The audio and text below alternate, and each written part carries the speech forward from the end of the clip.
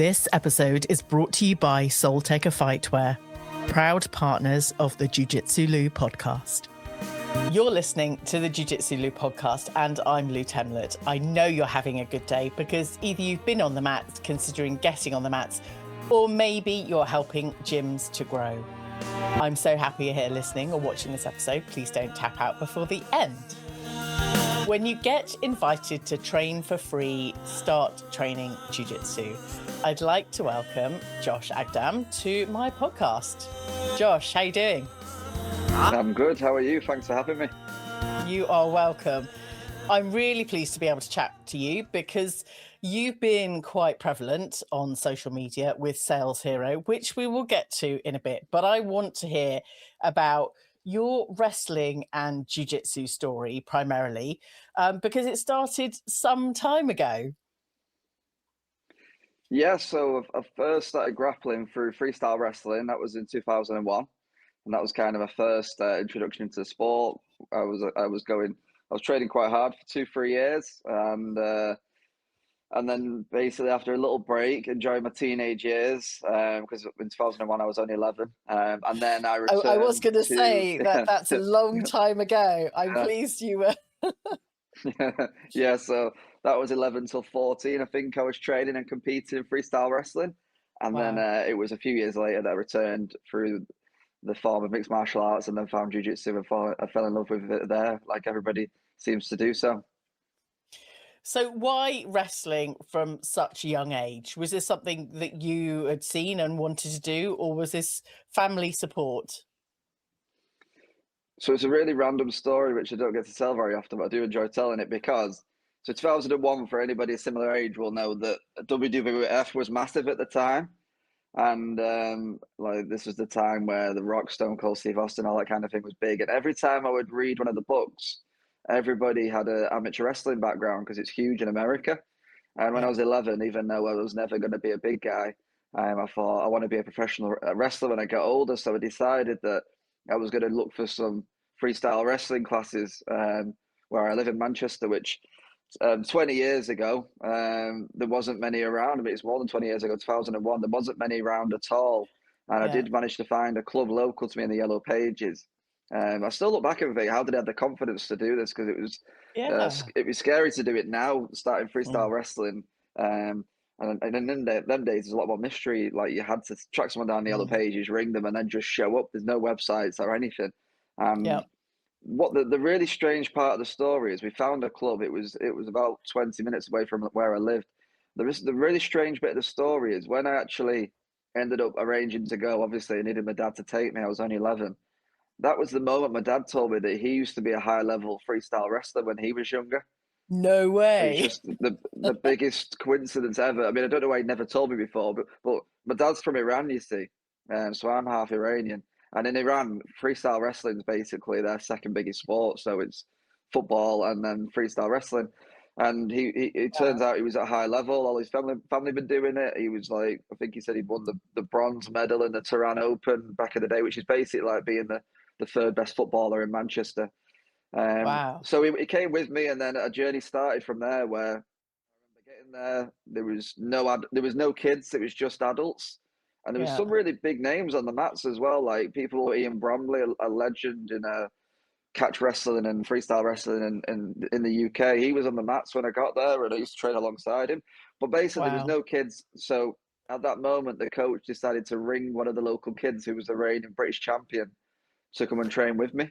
And obviously got an absolute beating. But the journey from there was an interesting one because basically from that moment, a kids program begun with the two of us, and before we knew it, we had 20 kids on the mats regularly. We built a really, really good team, and my journey ended up with me competing quite regularly, and I ended up winning a couple of gold medals on the journey. I'm pretty sure at one point I was ranked number 1 in the UK for my age and weight, but I can't find any evidence of that now. There's an old Manchester Evening News article out there that you can still find, but it was amazing. And this is like back in the day before anybody really respected the freestyle wrestling outside of the community. I don't think people truly understood it. I remember even people would try and take the mickey out of me at school over it, whereas now it would be really respected outside of the community.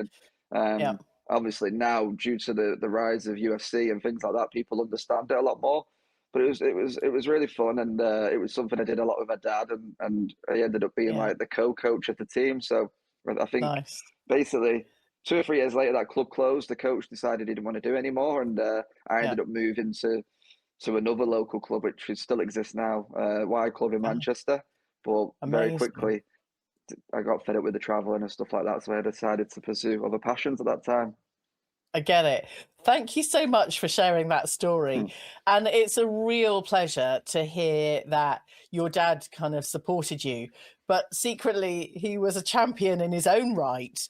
Do you remember how that felt when you told him, when he told you about him being a champion? No, I can't remember, to be honest. But I just remember it being. I can't remember the moment, but I just remember how random it was because obviously it's a very niche sport. So for me to find it myself, and then for him to actually have already been on his own journey with that, that was a bit, Yeah, yeah, a bit of a random one. But it was great, and we really enjoyed it, and I had a real advantage where I'd be doing sessions regularly at the club, and then yeah, sessions regularly at home as well, which gave me an advantage over everybody else, I suppose, and one of the reasons I nice. got pretty good pretty quick, really. I love that. And I think it's really important as a young person and a young adult in martial arts or wrestling, any type of kind of, activity, sport like that, having someone in your family that you can train with at home. I know some of us have kids at home, we can train with them, but it becomes something you progress as a family more than an individual sport, and probably why you stayed involved so long, regardless of the kind of traveling later on. Um, but how Mm. did that then form your, I guess, desire to be involved with jujitsu? Because that happened quite a bit later. Yeah, so from my memories of freestyle wrestling, I always remember when my session finished. And again, this is 2001, 2002. A lot of the adults would stay on and do catch wrestling. And at the time, I remember thinking that looks pretty brutal, but we weren't allowed to stay on and do that. Nor did I Yeah, want to really. I was more interested in the freestyle wrestling, but that was my first introduction to it. Seeing those guys doing that, and again, as we mentioned before, Ian Bromley would have been one of those guys, which he went on to become a huge name in catch wrestling. Um, but yeah, basically, my reintroduction was I started to become interested in mixed martial arts. UFC was pretty big, yeah, 2010, and I at the time I worked at a supplement store in Manchester called Body Active, and Body Active was basically a community of regulars who would come in, and you'd meet lots of interesting people. Basically, in 2010, there yeah, wasn't loads of jiu-jitsu clubs around the area, so you were quite yeah, aware of who they were, and you get a lot of them coming in. And eventually, I got into a conversation with somebody that had recently opened an MMA and jiu-jitsu gym. And when he yeah, found out I had a background in wrestling, which now wouldn't be that interesting, but in them days there wasn't loads of people with a background in wrestling, so he ended up inviting me for a yeah, 3 month to come and try it out, and I got hooked pretty quickly. And I went there for the mixed martial arts, but obviously as yeah. part of that, I ended up learning jiu-jitsu and doing a lot of the jiu-jitsu classes. And a few months in, I'd ended up well, I think it was 3 months in, I ended up agreeing to take on my first amateur fight. So Wow. yeah, I got hooked pretty quick. That sounds pretty cool. And um, not all of us have the opportunity to train for free for a month, but I think it really embeds us in the culture and community, to just be more invested a little bit in the sport. But from MMA to jiu-jitsu, talk us through the early part of your jiu-jitsu journey. So from what I remember, I did a few classes, and in some ways, I felt better than the average beginner because I had some wrestling, but at the same time, I found it to become a little bit of an issue as well because, as you know, in Yeah, jiu-jitsu, you can you can counter people's aggression pretty well. I think a lot of instincts that wrestlers have get them into trouble. So it'd be great in some ways because I would always yeah, be able to get the takedown, and I'd be pretty decent on top with like with side control, etc., more than the average person. yeah, But yeah, I'd probably be more likely to get caught in a guillotine or triangle more than the average person as well. So it almost took me a Yeah. while to unpick it, and Yeah. it did take me a long time to become decent from certain positions like on your back, etc. But yeah, what I Yeah. remember early on is I think my biggest kind of memory actually was when I had the amateur fight. This was 6 months in, just having very little jiu-jitsu and Yeah. having to get myself out of so many submissions um, that I wasn't fully qualified to be getting out of at that point. And I think after that fight, Yeah. it it increased my hunger to get better at jiu-jitsu because I realized Yeah. just how much it was becoming an important part. So Yeah. and I basically after that fight, I didn't end up having any more amateur fights. I got offered fights. I was always planning to. I had injuries, but Yeah. jiu-jitsu was the thing that always kept me allowing me to train, whether I was injured or not. And that was Yeah. when I decided to put a bit more time into that. And I ended up training in a gi a lot, which Nice. 2010, 2011, it's very different now, but there wasn't much no gi about. Like I remember the timetable was maybe there must have been about 15 hours a week of gi and about 2 hours a week of no gi. So if you were training Yeah. jiu-jitsu, you were training in the gi, and I loved it. It was great, and yeah, I was getting a lot of hours in them days.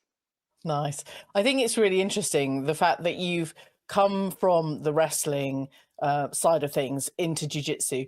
We all come with whatever style, whether it's dance, whether it's wrestling, whether it's something else.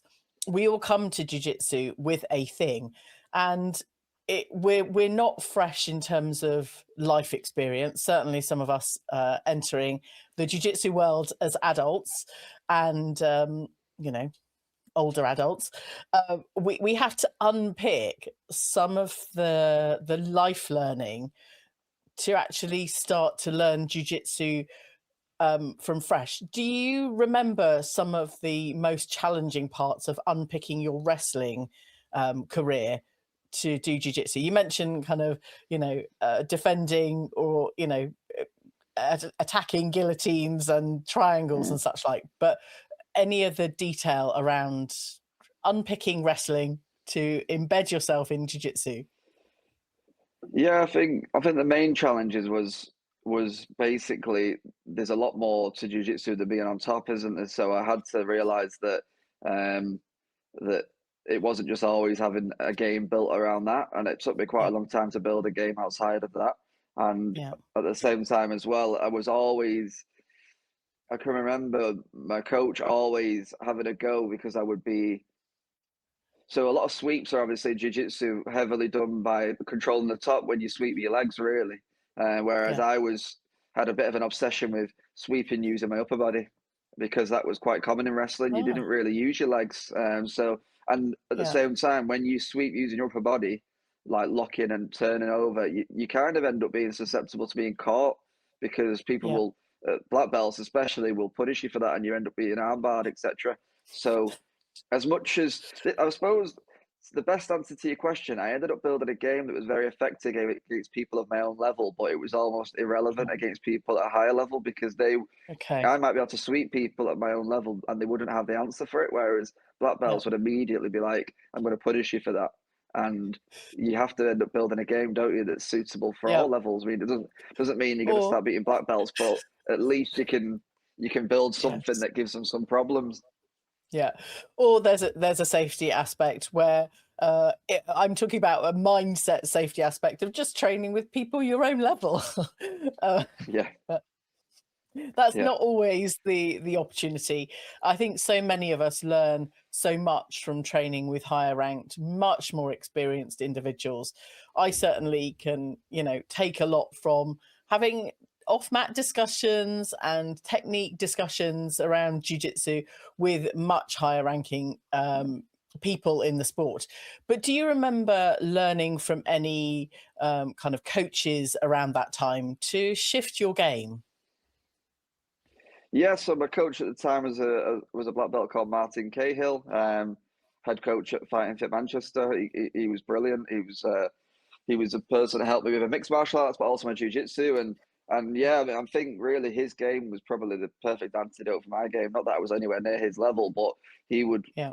be pulling me on lots of because he's not he wasn't a background in wrestling. He was almost trying to unpick it and build a game similar, I suppose, to more of a traditional jiu-jitsu game. So he was Yeah. really helpful. And then eventually, I've trained at many different clubs, but then another coach, Simon Price, who I train alongside when I train now, he's also helped me out a lot. But his game is a little bit more wrestling focused, so that's probably suited more Yeah. of my old style as well. So everyone's Nice. got a different game. I think that's one of the Yeah. amazing things about the sport.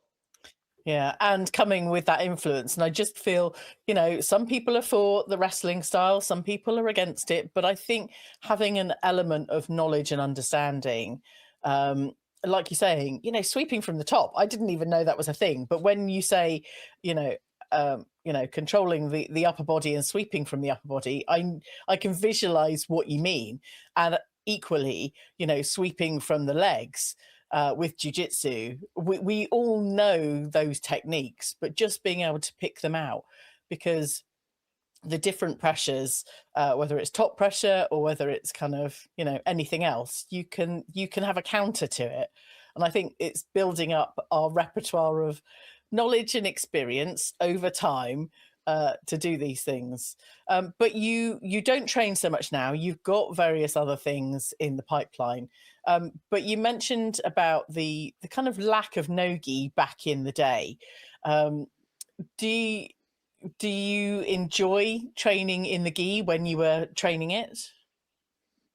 I think in the early days I did, yeah, because it was different. But then as time went on, I mean, I've had many years training on and off. So at the minute, I'm kind of off. I've been Yeah, doing a bit more mixed martial arts again, now and again with Jordan Desborough in Stockport. And now and yeah, again, I'll go and see my friend Charlie Bolin, who's a high level wrestler, and I do a bit of wrestling. And I just dip in and out. But back in the day, I used to enjoy the gi. And then I definitely have, in the last 10 years, if I am training, it's pretty much always no gi. And I really yeah, enjoy the more explosive side of it, and I suppose it's probably a little yeah, bit because it suits my attributes. And yeah, I think for me, because I started in wrestling, I think deep down I'll always see myself as a bit more of a, even though I've yeah, done way more jiu-jitsu now than wrestling, I think yeah, I still have that mindset of I'm not as interested about the belts. Um, yeah, so no gi suits me, and again, obviously, it's a more suited style to mixed martial arts. yeah, But I totally respect the gi, and I think it's amazing. And for me, though, yeah, personally, I think as time goes on, they're just becoming two completely different sports, aren't they? In my yeah, opinion. So, yeah. but every single art's just as great and brilliant as the other. That was very diplomatic, Josh. But I will also credit you with having a bloodline of exceptional wrestlers. Yeah. So, like I said, I'm half Persian, and then pretty much in Iran, everyone wrestles. Like here, football, everyone's played a bit of football, or at least had to go to the playground at some point. So it's Yep. similar over there. Everybody can do a little bit, and yeah, maybe it's in the blood a little bit. Who knows? Community Spotlight on Sales Hero UK. Sales Hero is focused on helping grappling gyms build stronger, more sustainable businesses, saving coaches time, improving systems, and helping academies future-proof what they're building. What really stands out is the focus on positive values and supporting growth without losing the culture and community that make Brazilian Jiu Jitsu special. If you're running a gym or building within the grappling space, go and check them out over at saleshero.uk or follow at salesherouk on Instagram. This is the Jiu-Jitsu Lou podcast with me, Lou Temlett, coming to you from the UK. Please go and subscribe, tap the bell icon, and follow wherever you listen or watch the podcast. I want to exceed 1,000 subs on YouTube in 2026, and I really do need your help. Today, I'm having a chat with Josh Aghdam. Josh, That's right. apologies. Second time. Let's talk about the work you're doing in the jiu-jitsu community at the moment with Sales Hero and your grappling club. Yeah, so basically in 2000, so I've been working since I was 16. I went straight into work. And in 2014, I set up my first business. That was a personal training gym. And basically got into multiple gyms and done multiple businesses. Nothing huge, but lots of little businesses. Built up some business acumen. But the first job I had since school was sales, and that's kind of what I've always leveraged to help with my businesses, Nice. sales and marketing. It's a lot of people hate that sales and marketing, but I've always enjoyed that. I find it exciting to build a Yeah. business and come up with ideas and stuff like that. But after kind of building a little bit of business knowledge and having a bit of success in 2017, me and my old training partner Simon Price, who also had a great background in, well, I don't have a great background, but Simon had a good background in MMA and been doing jiu-jitsu a little bit before me. We decided to create our own club because we were struggling to travel into town to train, etc. We decided Yeah. to build a club on our own doorstep. This was in 2017, and Simon was actually working for me at the time at one of my gyms, and we had this idea. It came really out of the blue. Simon was a purple belt at the time, and I remember thinking, well, I remember him saying to me that it was a little bit soon, but we decided to take the punt because I Yeah. always believed in Simon. I think even then he had all the attributes to be a really good coach. He was doing really well at the level as well, and I think even then, I think we knew he was gonna. Some people get to purple belt and you don't know if they're going to be here in 10 years. Simon was always going to be here, and I think he was always going Yeah. to have a club. So we decided to open our club, which is in South Manchester. It started off in Didsbury. Basically, there was no jiu-jitsu within without going into the city centre. Basically, Yeah. started in a church hall. We got some really good opportunities to get some mats. We had some help from our friend Jake Cross, who runs Empire, and we had our own mats, and it was brilliant. Very quickly, we grew a bit of a community. We were getting the mats out, Yeah. which I loved in a way because that was what Yeah. I was used to doing with wrestling back in the day. Getting the mats out, it's almost the start of your warm up, and we Yeah. had a few great years. But we always had to we always had in the back of our mind that obviously one day we'll go into a full-time premises, but the problem was we had such a good deal on the church hall, it was always going to be a jump up. And to kind of Yeah. skip ahead, we eventually made that jump up to go into a full-time academy in 2021, like Yeah. right at the end of the lockdown. And that was a risk in itself because we found the premises when we were actually locked down. And it's hard to remember now for a lot of people, but there was a time when people were saying we might never grapple again, which sounds crazy now, but because it's the Yeah. most contact of contact sports, we thought if it does come back, it might be way after everything else gets back to normal. But we Yeah. decided to sign the lease with 3 months, with a 3 month kind of free period, with the gambling that will be open soon. And thankfully we were, and it's gone from strength to strength. So Hive Jiu Yeah. Jitsu, which is the name of the club, in South Manchester, opened in 2017, full time premises by 2021, and we're still there now, and we've been running for 9 years. So. Amazing. Yeah, it's been a really good journey. And Simon Price is my business partner and the head coach of the club, and he's done a great job. He's a black belt Oh, now and has been for a few years. fabulous. Thank you for sharing that. And I just want to say congratulations for having so much dedication just to kind of see things through. But it sounds like you've had that drive and determination from a very young age. Now, the sports coaching and the kind of wanting to run a business, where did all of that come from? Why you and why the sports industry? I think when I was younger, I think I wanted to be a business owner, but to be totally honest with you, I don't think I've seen it as a viable option because, like a lot of people, I didn't come from a lot of money. I didn't have anybody that was going to be able to invest any money or anything like that. And Yeah, like from being a young age, I was doing quite humble jobs. And I did a mixture of jobs. I was working in the bank young, which was brilliant, and then I ended up doing yeah, some retail jobs and working in a supplement store and all sorts of stuff. yeah, But once I mean, I'm just to be clear, when I started my first business, it was actually as a personal trainer on the side. So it was I yeah, was quite risk averse. I was making sure that I didn't just go for it and make the jump. I wasn't in a position to do that. So I built it up on the yeah, side. So I had a business that was running outside of a full time job. So in those days, I was doing 70-hour weeks. I would work nine to yeah. five, cycle home, throw my bike on the floor and start PTing, and sometimes until 10 p.m. And then once we Wow. got to the point where I was doing quite well, I went part time at work, which was very lucky to be able to do that, where I could simply change my hours at that job. And then before we knew it, we was evolving into group training, and we got a gym, and then ended up building these skills in sales and marketing alongside everything else, which allowed me to do Yeah, other businesses. And I think before you knew it, I had Hive and stuff like that. And Yeah. And yeah, I just really enjoy it. A lot of entrepreneurs will say the same thing. It gives them a buzz. Yeah. It's like a sport in itself. And as Yeah. far as why sports or fitness or jiu-jitsu, it's just alongside the business knowledge I've built. That's always been the other thing I've always known. Like Yeah. obviously when I started wrestling at 11, that I was doing sports and playing football and all that kind of stuff. So I think even though now it's a Yeah. much more of a bigger platform to become a personal trainer, that always felt like one of a route that interested me. Yeah. Thank you again for sharing that.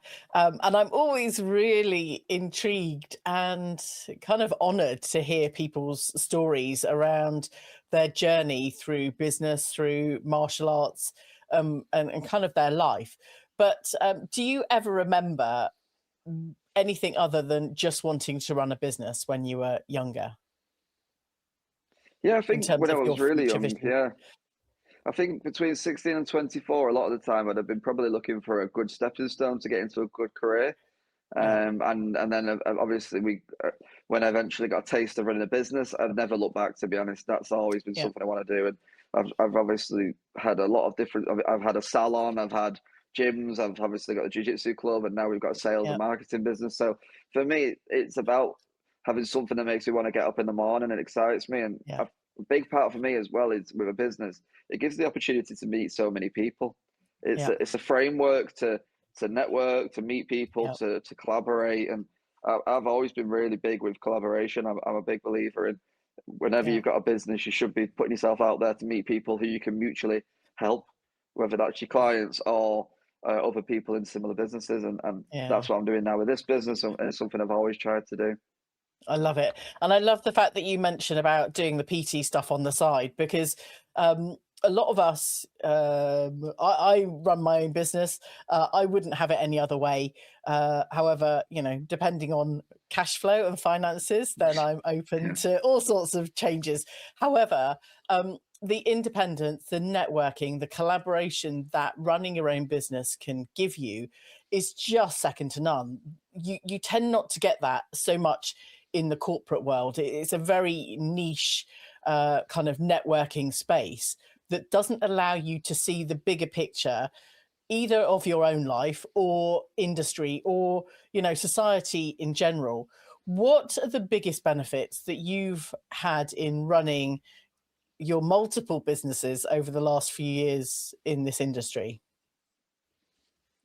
I think for me, it's been able to meet a lot of new people. As I said before, I genuinely have built a lot of contacts Yeah.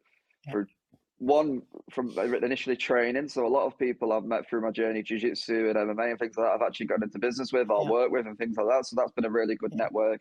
And then for me, I've just really, as far as the business side of things, it's just amazing to be able to be in control Yeah. of my own life and my own time and Yeah. having the freedom to choose. I think that's the big thing for me. When, as much as sometimes there might have been other paths where I could have earned more money, or it would have been easier, or it would have been less, I certainly would have been less stressful. Yeah. But I've always had the freedom to choose what to do with my time. And a big thing Yeah. for me um, is enjoying what I do. And I know everybody wants to enjoy what they do, but for me, if something's not exciting me in my business, I'll look for a route to maybe come out of that business and look to pursue something else, which is actually what Yeah. happened with this latest business. Like when we started Sales Hero, it was 18 months ago. I did it on the back of selling some of our previous businesses that I'd felt like had come to a natural conclusion. Yeah. Not natural conclusion that they were done as a business, but I was done with them. I felt like I wanted a new challenge and I wasn't Yeah. being fulfilled. So, I mean, obviously I mentioned before, my first kind of entry into business was personal training and gyms and things like that. And I sold, Yeah. I think it was three gyms in 2024. And I also sold a guitar tutoring business in 2024, or at least come out of it. I didn't make money in Yeah. the guitar business. I gave shares away, but I decided to free up some time to put into this new project, which is just, it felt like a Yeah. huge risk at the time, but it's paid off. I'm really, really enjoying it. And it was exactly what Yeah. I was looking for. Good. And it's really rewarding to hear that you have let a number of things go in your life and invested time, energy, family time, and all of the other things into something kind of new and fresh. And I think all of us throughout our kind of life journey need something fresh and exciting to get us out of bed in the morning, whether it's to go and train jiu-jitsu or some strength and conditioning or running a jiu-jitsu martial arts kind of focused business. What has been the biggest benefit in, you're going to say networking again, aren't you, with the sales hero journey? Yeah, so sales hero journey, basically, just to kind of explain what it is, we help businesses with sales and marketing. We look at their sales process, remove the friction, Yeah, and help them to get more sales, save them time, improve the customer experience, future-proof the yeah, business. And then we also have a marketing department that will help them get more leads. But now I've got that out of the way, the biggest thing really has been, we started off by working with small businesses, service businesses, and then because of my contacts in jiu-jitsu and mixed martial arts, a lot of them clients ended up being mixed martial arts gyms or jiu-jitsu yeah, gyms. And as time went on, I realized that obviously this journey was started with a desire to really enjoy what I do. And the more time went on, the more I realized what we're doing here is making such an impact to the jiu-jitsu and MMA yeah, gyms. Um, and I'm not saying this because it's a jiu-jitsu podcast, but I've said it to many people. I just absolutely love working with business owners in this industry. yeah, And I think if you're in this industry, you know I'm telling the truth, because the ratio of nice, honest, hardworking people is unbelievable.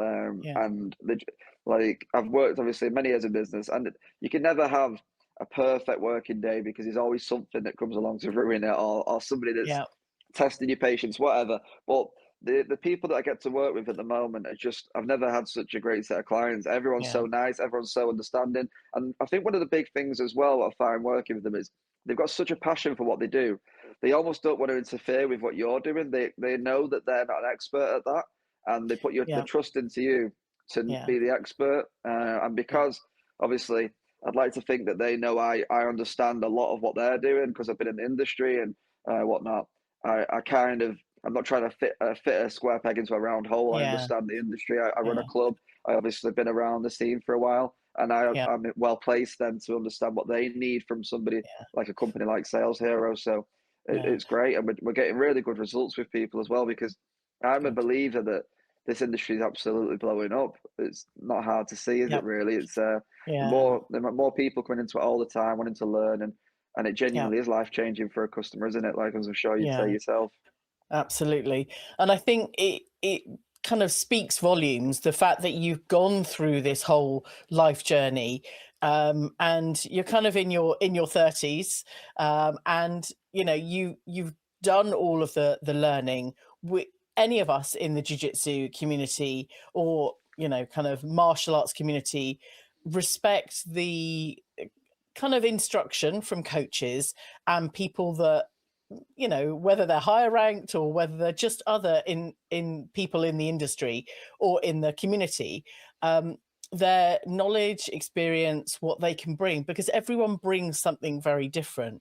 And I think you're right in saying that we are all really nice people, and we're very understanding, and just lots of those good values, because the more that we're echoing those positive values, the more we can surround ourselves with people that just want the best for us. And I think that's a really key part for all of this conversation, and all of our individual jiu-jitsu journeys. Now you're a blue belt, and you haven't been training for a little while. Do you have visions to come back in and train more in the gi? I know you're doing a lot of no gi at the moment. I don't know if I'm going to be looking to train regularly in the gi, but who knows? I think the thing is with myself, I think when you've been training for quite a while, you understand that you go through phases where you're training hard. I mean, I Yeah, last competed in 2021, so I probably could do with competing again soon. But basically, what happened with myself is my home club is no longer my local club. I moved area about 18 yeah, months ago, and that's not an excuse to not train. There's plenty of clubs where I am now. But I've just kind of not settled down with a new club. But my yeah, intention is absolutely to get back to training. I've been doing some bits and bobs, like I said before. I've done a little bit of mixed martial arts, yeah. etc. But the plan is to always get back to training jiu-jitsu a good Good. few hours a week. And I'm spoilt where I am now. I've got so many good clubs near me. So Yeah, the blue belt. I've been at blue belt now for since 2013, and maybe I might have to put the gi back on to get back up and get some more belts. But we'll see how that goes. Who knows? And I think just that appreciation of, training both gi and no gi, and just knowing your own worth. And I think from an entrepreneurial kind of background, you already know your worth. And I think some of us maybe are going through trying to prove to ourselves how valuable we are, how much we know or understand, and want external factors to echo that back to us. But it sounds like you're pretty self-assured, in a kind of, not so arrogant way, because you're giving and supporting other people, but to have the core value of just knowing your worth and knowing that what you're doing is more than enough in the jiu-jitsu community and in your entrepreneurial journey. Yeah, like I said, I'm absolutely loving what I'm doing at the minute, and to be totally honest, it's just become the priority. Obviously, I've got a son Yeah. as well, and I'm enjoying my life balance at the minute. But absolutely, without a doubt, I need to find room to get some jiu-jitsu back involved, and I will be doing for sure. I mean, who knows? I might do it after this chat. Yeah, that was where I was edging. We need to get Yeah, you back on yeah, the mats, Josh. yeah. So let's talk about you. You've got a client summit coming up, which is just for clients of Sales Hero. But before we started recording, you mentioned briefly around a kind of club owners summit that you may well be hosting towards the end of 2026. Tell us about that. Yeah, so the plan with Sales Hero is, even though it's a software based business, I don't want it to just be like that. I want it to be an in Yeah, person business, and I'm going to help this industry evolve via networking, as yeah, we mentioned before, but helping people share ideas. So we run a client summit every 6 months where we put on a business event for jiu-jitsu club owners of ours that we work with. We've got finance experts on the panel, marketing experts, sales experts, helping people evolve skills outside of the skills they've currently got. But yeah, on top of that, we're running the Jiu-Jitsu Club Owners Summit, which is in collaboration with Progress Jiu-Jitsu, which is designed to upskill the whole industry, not just our yeah, clients, but for every club owner that aspires to do more. And even if you're not somebody that wants to necessarily make a fortune, you running a successful, stable business yeah, that's here for years to come allows you to make a living from your passion, and yeah, obviously support more people on the mat. So that's going to be on October 16th in Manchester. It's free for everybody, club owners anyway. And you can get your ticket by going to the link in my Instagram bio. It's completely free. Just book a ticket. We're going to have some big speakers on. If we can get the lineup that we're aiming for, it's going to be unbelievable. But yeah. the idea is Good. we're looking to keep it very business focused, but also relevant to jiu-jitsu. So Yeah, it's a business event, a self-development event in the yeah. context of jiu-jitsu. So we're looking to have people on the panel that can support business owners. Good. I think, we all want to be in this industry, in the community. I've been putting my business head on during this conversation. Mm. But, we want to be training jiu-jitsu. We want to be in this community because we absolutely love it. And I know I've spoken with some people that, are kind of progressing through the years, and they're having to kind of decide, how long they continue training. But just to be able to facilitate, the growth of this industry. I think all of us that are in the jiu-jitsu community at the moment very much value its growth, and just how many more new people are coming in to start training jiu-jitsu, learning what jiu-jitsu is for a start, and kind of progressing through maybe starting their own clubs. Is this club owners summit for new, existing? Who are you specifically looking to engage with? It's for current club owners, but also anyone that's aspiring to open a club is invited to, because Yeah, the idea behind the summit is to empower current clubs to make a club that gives them the lifestyle they want, but also yeah, to help support new people into the industry, because the more clubs, because basically it's still way more demand than supply.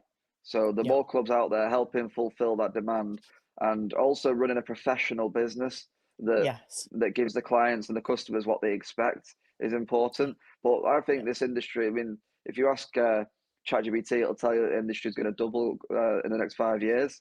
And to be able to do that, we need to be helping them building businesses, not just some mats and whatnot. It needs to be a business that can support people and obviously give a great experience. But I also think jiu-jitsu has a big part to play in society. I think having clubs in every local area being well run by role models is just great for young people as well. I think we obviously know that a lot of people start jiu-jitsu later on as well, which gives people a purpose. But for young people, I think it's really important for giving them a purpose and some structure too. I got into it obviously quite young, and I think it helped me. But I think a lot of people, like I say, particularly young people, can benefit too. Yeah, absolutely. And any of us starting that have children, then, you know, bringing them onto the mats, allowing them to experience that and kind of grow as a family. That's always my vision, that it's not just me as a mother, as a parent. It's about providing for the next generation that professional, safeguarded structure that actually can support their growth and development, and also inspire them to find a passion to maybe start their own gyms in the future, if it's not quite viable right now. Who knows? Absolutely. I think 20 years ago, it made no sense to open a club business-wise. There was probably many different avenues and vehicles that would be easier and more likely to get success. But I think right now, we're very lucky that the industry is in a place where it is a viable option, and it doesn't just make sense for your own fulfillment and enjoyment, but it makes sense business-wise. I think jiu-jitsu club ownership is a really good route for the right person with the right skills. Yeah. Absolutely. And I'm just going to shout out my own business credentials in supporting from a podcasting and kind of content creation. If any club owner or yourself, maybe Josh, needs some support with podcasting and getting the message out there, I think the content is hitting around 5 million a month at the moment. So let's keep building this community, not just in the UK, but worldwide. Josh, thank you so much for your time. I think what you're doing is really, really important. Please get yourself along to the next Club Owners Summit.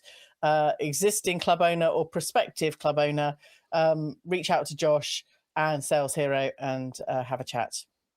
Good. Thanks for having me. You are very welcome. If you got this far, of course you have got this far, thank you so much for listening. Let me know who you'd like to see next on the show. I really hope you enjoyed this episode and got some value from it for your own club growth, and, you know, recommend this show as always to friends and family. Have a listen, because the more listeners and the more people in this community to continue the good work that everyone's doing for jiu-jitsu is just amazing. Anyway, thanks again for listening. Catch you on the next episode of the Jiu Jitsu Loop podcast.